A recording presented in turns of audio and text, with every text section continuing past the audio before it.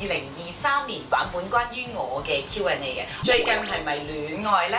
點解訂咗婚之後又分手呢？點樣保持身材呢？首先我同大家講講我基礎嘅資料先啦。我就1.67米，長年呢都係54公斤左右嘅。我係從來咧都未試過低過100斤嘅。咁我覺得均勻咧同埋健康係好重要㗎。所以咧大家千祈唔好聽網上面嗰啲好啲嘢咩好女唔過百。大家要知道咧，每個人嘅身高啊、個骨啊、嗰啲脂肪啊都唔一樣㗎。冇可能咧每一個女仔都一定要100斤以下嘅。所以大家千祈根據自身嘅情況咧去消化，唔可以咧盲目去追隨。但係咧都同大家講講，最近咧我係熱衷去跑步嘅原因係咩咧？因為我覺得我玩得太多啦。咁我覺得咧我已經31歲啦，我係時候咧要保持下我自己個人嘅嗰啲健康，所以咧我用跑步嘅形式咧去鍛鍊嘅。咁但係咧我自己留意到一樣嘢咧，就係我體重咧冇乜變化，大家都覺得咧我望落去好似瘦咗削咗嘅。所以咧我覺得呢啲健健康康嘅活動又唔係以減重嘅嗰個前提下咧去減肥嘅話咧，我係好提倡嘅。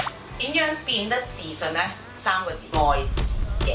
優點啦同埋缺點咧，我哋都要接受佢。譬如我哋有缺點嘅時候咧，我就會盡力去改正呢一個缺點啦。改正唔到唔緊要，我會同自己講咧，我用嗰啲優點咧去覆蓋翻我嘅缺點，接受同埋擁抱佢。點樣保持精力同埋狀態咧？其實我覺得好重要嘅一樣嘢咧，大家要揾到自己中意做嘅嘢，做起上嚟咧就會特別有精力同埋特別好狀態㗎啦。我發覺咧有時候我好攰喺屋企咧，成個人咧個頭好似塞住咗，有一個好大嘅解決辦法咧，就係走去跑步，走去做運動，你成個人個精力啊係好充沛㗎，大家試一試。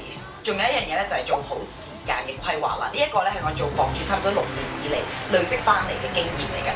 工作啦同埋玩樂係完全分開㗎，咁樣咧先至可以令到你成個人咧精神冇咁緊繃，又冇年齡焦慮。我發覺咧呢一樣嘢咧就係我一超過咗30歲之後咧，大家好中意問我一樣嘢，大家都好似點樣覺得30歲以上嘅女仔咧就開始好似會走下坡，但係我個人覺得咧30歲咧先至係慢慢向上走上坡嘅。20幾歲咧我哋係有嘅青春，我都係同時咧我哋冇嘅咧就係經濟上面咧冇咁穩定嘅。咁但係咧我覺得30歲咧先至有人生開花嘅時候，我好識去應對自己，特別係情緒上面嘅波幅。呢樣嘢咧係需要時間嘅沉澱咧，你先至會學識㗎。所以咧，你要問我有冇年齡嘅焦慮咧，我100%冇嘅。但係咧，如果你問我想唔想翻返去以前，想唔想再老啲，我係唔想㗎。我而家31歲，點樣鬆容咁過我就點樣過。呢個咧就係問點樣去按照自己個人嘅特點咧去規劃未來嘅目標咧，其實好簡單嘅啫。第一樣嘢就係大家一定要揾到你自己中意做嘅嘢。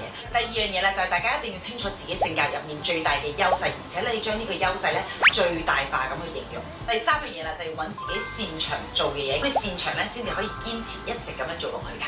咁我今期嘅彈擺主 Q&A 咧就喺度結束啦，希望大家會中意我今期嘅視頻啦。大家仲有啲咩疑問嘅話，你都可以喺留言嗰度同我講㗎。我哋下一期視頻再見，拜拜。